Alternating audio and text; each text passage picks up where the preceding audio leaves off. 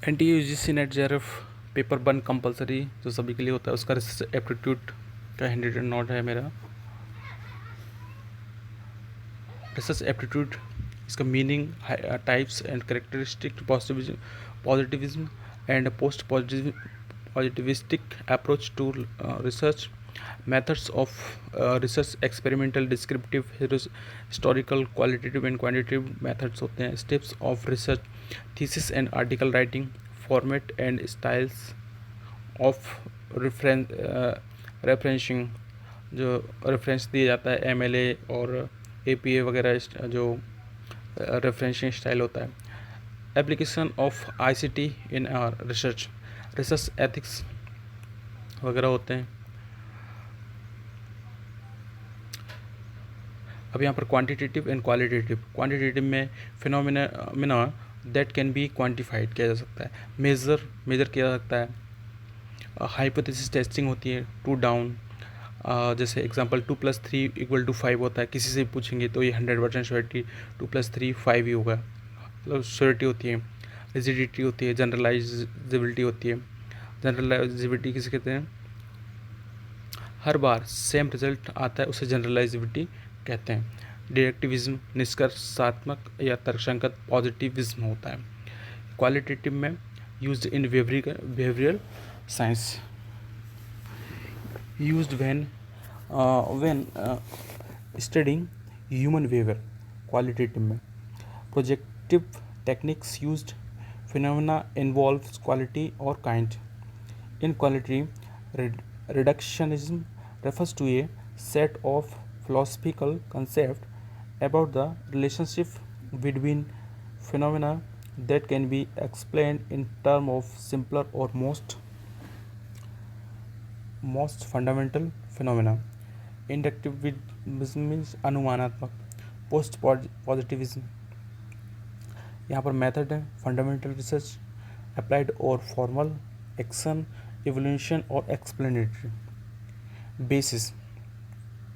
Basic research test, जब किसी भी स्टडी की शुरुआत हो सकता है कुछ भी मालूम ना हो, ऐसे में फंडामेंटल रिसर्च करते हैं ना, फिनोमेना डेवलप करना चाहते हैं। फंडामेंटल रिसर्च को बेसिक रिसर्च भी कहते हैं। अब देखिए फंडामेंटल, यहाँ पर अप्लाइड और फॉर्मल के कुछ में क्या क्या होता है, एक्शन में क्या क्या होता है, उसका टेबल दिया गया है। एवोल्यूशन और एक्सप्लेनेटरी में क्या क्या होता है। ये क्वालिटेटिव होता है। फंडामेंटल ऑब्जर्वेशन होता है, ड्यू टू ग्रेविटी।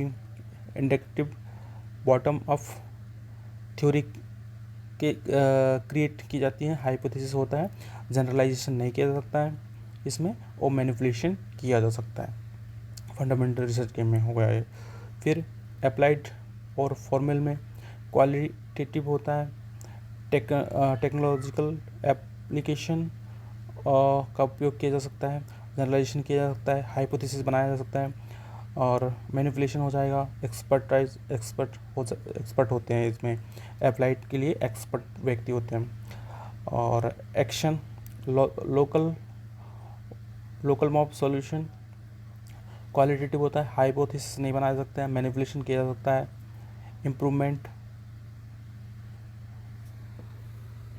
इम्प्रूवमेंट होता है, जनरलाइजेशन नहीं होता। इवोल्यूशन और एक्सप्लेनेटरी में प्रोग्राम होता है, वाई, व्हाट, हाउ, जैसे क्वेश्चन का आंसर ढूंढा जाता है, मैनिपुलेशन हो सकता है। फिर उसका है डिस्क्रिप्ट और कॉजल और एक्सपेरिमेंटल। तो इसमें एक्सप्लोरेटरी में क्वालिटेटिव होता है, फर्स्ट में दिया है believe, culture, behaviour, hypothesis, optional, plot, visibility. Descriptive में क्वालिटेटिव एक्सपोस्ट फैक्टर होता है, और एक causal case cos x. Hypothesis में डिस्क्रिप्टिव हो जाएगा, मैनिपुलेशन नहीं होगा। नो कंट्रोल और वेरिएबल पर कंट्रोल नहीं रहता डिस्क्रिप्ट में, जनरलाइजेशन हो सकता है। कॉजल और एक्सपेरिमेंट में इंडिपेंडेंट वेरिएबल होते हैं, डिपेंडेंट वेरिएबल कंट्रोल होता है। Random, no cheat, objective hypothesis हो जाएगा, मैनिपुलेशन हो जाएगा, जनरलाइजेशन हो जाएगा। डिस्क्रिप्टिव में के क्वासी एक्सपेरिमेंट होता है और एक्स पोस्ट और कॉजल कंपेरेटिव होता है। जैसे कि कुछ क्वासी में अधूरा आधा रहता है, जिसमें कि आधी जानकारी रहती है, आधी को हम अपनी मर्जी से ऐड कर लेते हैं, उसको क्वासी बोलते हैं। एक्स पोस्ट और casual comparative quality after the effect ex post, किसी भी घटना को आफ्टर एक्सपोस्ट किया जाता है उसमें, तो हाइपोथेसिस बन जाएगा, जनरलाइजेशन हो जाएगा, नॉट मैनिपुलेशन नहीं किया जा सकता है इसमें एक्सपोस्ट फैक्टर में।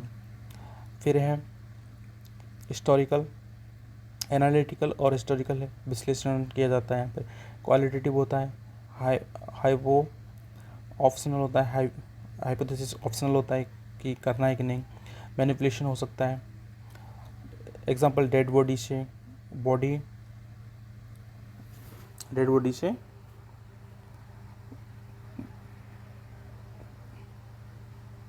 बॉडी पार्ट निकालना, मैनिपुलेशन हिस्टोरिकल में तो हो जाएगा, मैनिपुलेशन भी हो जाएगा।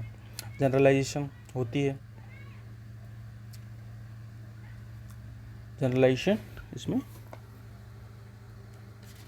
होती है।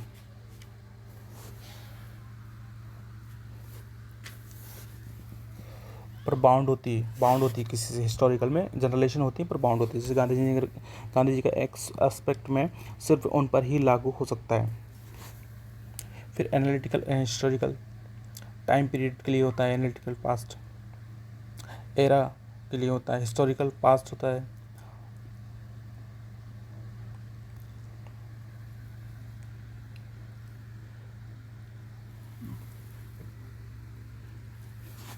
फिर है यहाँ पर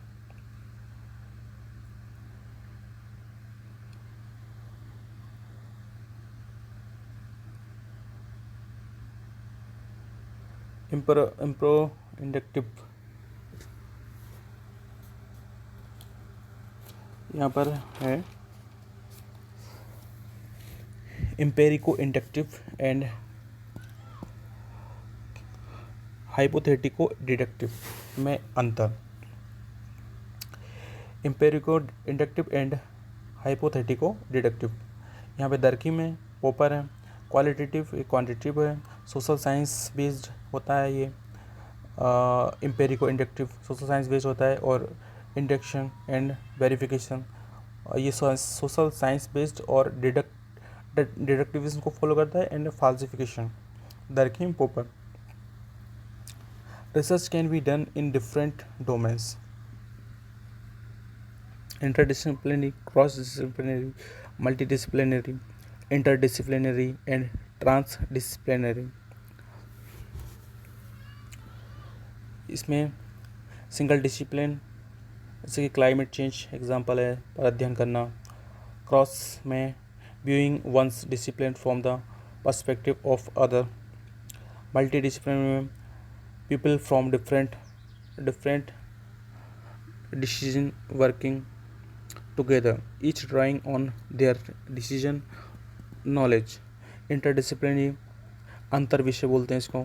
integrated knowledge and methods from different discipline, example higher education है, टीचिंग एनवायरनमेंट में। ट्रांसडिसिप्लिनरी बियॉन्ड जाके, एग्जाम्पल IT, ICT, AI। पहले IT था, फिर ICT आया, फिर AI का आया है, ये इसको ट्रांसडिसिप्लिनरी बोलते हैं।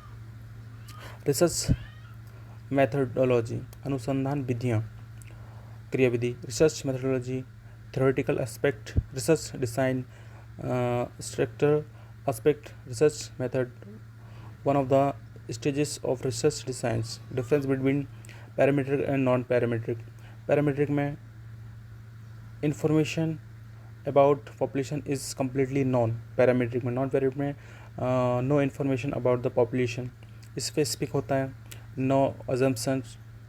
स्पेसिफिक होता है मान लेना। आर मेड इधर पैरामीटर में होता है specific assumption are made regarding the population.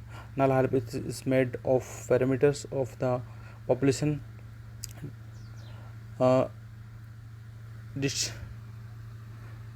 Distribution. फिर नॉन पैरामीट्रिक में हो no important info about the population, no assumption और are made regarding the population, the null hypothesis is free from parameters. जैसे छात्रों की पसंद के आधार पर एग्जाम्पल है एक स्कूल के खाने की गुणवत्ता का चेक करना। Hypothesis test, parametric test, metric test, one sample, two और मोर सैंपल। इसमें वन सैंपल में टी टेस्ट, जेड टेस्ट होता है। टू और मोर सैंपल के लिए इंडिपेंडेंट सैंपल या पेयर्ड सैंपल होता है। टू ग्रुप टी टेस्ट या जेड टेस्ट। फिर पेयर्ड टी टेस्ट होता है।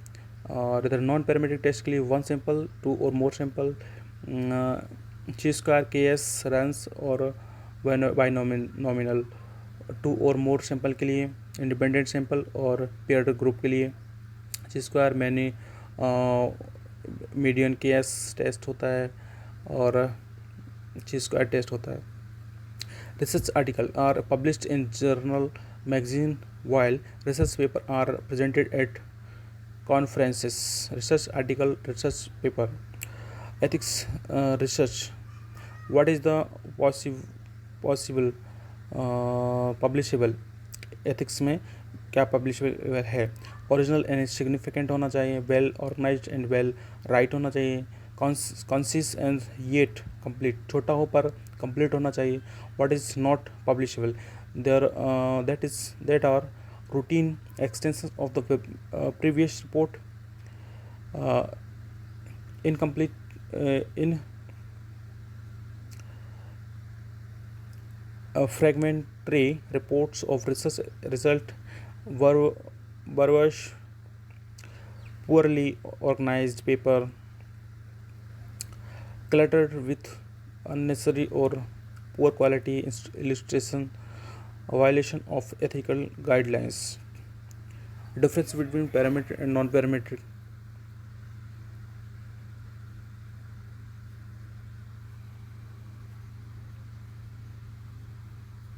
ये हो गया. Research conduct means fabrication, FFP fabrication, फाल्सिफिकेशन and plagiarism. Research misconduct होते हैं.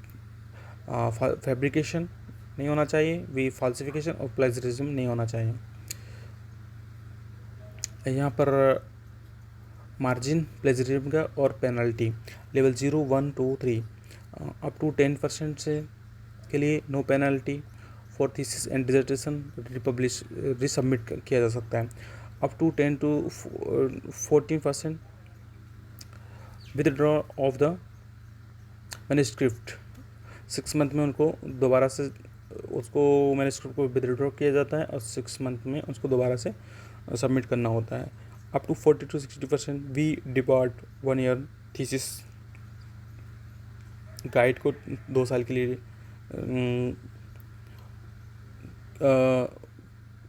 नहीं कर सकता है, कोई भी हेल्प नहीं कर सकता. कैंडिडेट एनुअल इंक्रीमेंट रुक जाता है. और थर्ड है up to 60% more be denied annual increment two year supervisory उसकी रोक दी जाती है. प्रोग्राम सेल भी कैंसिल किया जा सकता है. सुपरवाइज़र 3 साल के लिए उसको PhD के लिए किसी के लिए हेल्प नहीं करेगा. Hypothesis testing, test of nature. ये hypothesis testing state of nature पे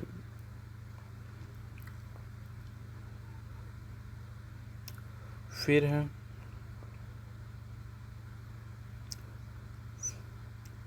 file drawer problem publication wise.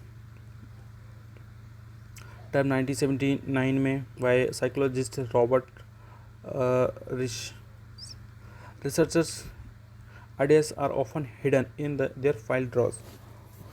इसके आइडियाज ड्रॉज में रहते हैं, वो निकालते नहीं हैं, बताने से डरता है. Publication wise is also known as the file drawer problem because researcher that fails to reject the null hypothesis published in primary label studies are less likely to the included in meta practical review, validity of research,